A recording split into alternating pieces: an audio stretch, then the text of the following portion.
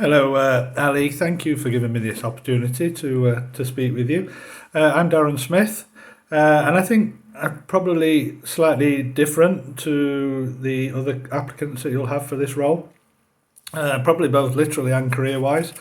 Uh, just to give you some background, basically, I was a former partner in a top 20 firm, uh, and then in 2000, I actually left in order to pursue some other interests in this in what was a newfangled technology at that time called the internet, which is now placing me in my right age bracket, I suspect. The I basically pursued two or three opportunities, got them to a certain level, and sold those businesses off.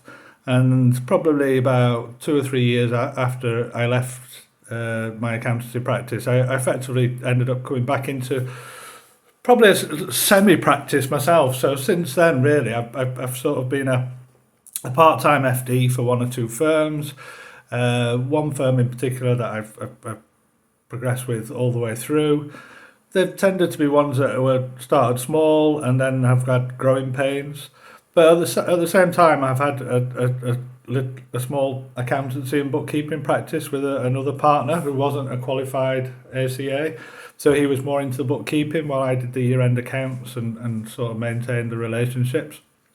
It was always very remote practice. We didn't have an office or anything like that. It tended to be go to see them on their premises. Uh, and then really that's probably what led me to making a decision about 13 years ago, I think it was, to split my time between England and Spain. And that's why I say I'm probably in a different place to your other candidates in that I'm now sat in Spain and spend the majority of my time here.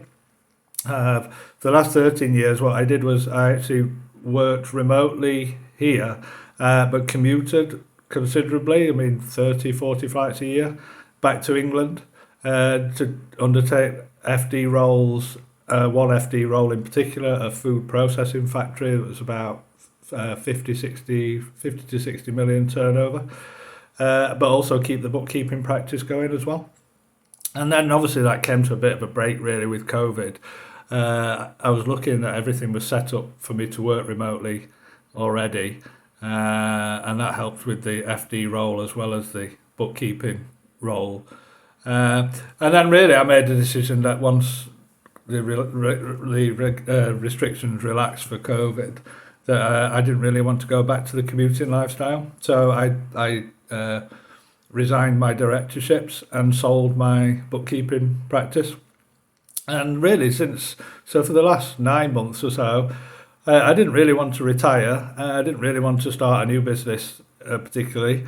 I just wanted to keep talking to clients, really. So I've sort of been busy myself doing a year-end accounts. I found myself a little niche with a practice in London that took off during COVID because of a lot of people that jumped on the e-commerce bandwagon and selling through Amazon.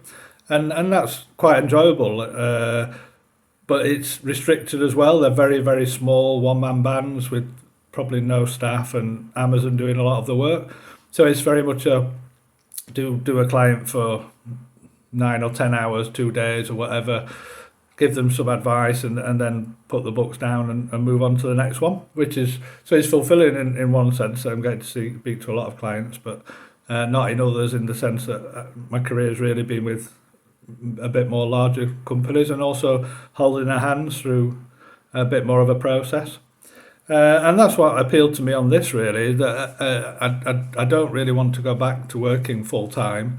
I do want to be fully remote, but I am missing a little bit the working with particular clients and maybe holding them hands and holding their hands a bit more and talking them through issues like stock and employee issues and raising finance and the like.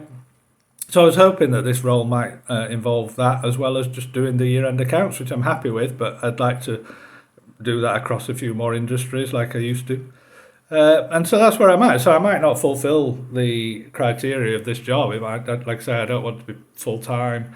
I'm probably a bit older than maybe you were expecting, but I am pretty much able to work completely independently with very, very little, if any, sort of supervision. But I'm not in a position. I'm not trying to do all the work myself and be independent.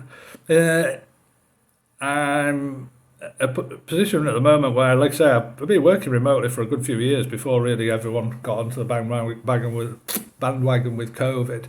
So I'm pretty okay with things like Carbon and various email packages. I use TaxCalc for both my accounts prep and my tax returns. I use VT software on a few. Most of the clients now seem to be on Xero, but I use Xero, Sage, a little bit of QuickBooks, but I have to say I've always discouraged people from QuickBooks. I'm not a particular fan. And most of the work that I share with the other firms that I'm doing bits and bobs for are usually through Google G Drive, and so saving files onto there and back and forth is not really an issue, and backing up my work and doing lead schedules is not an issue.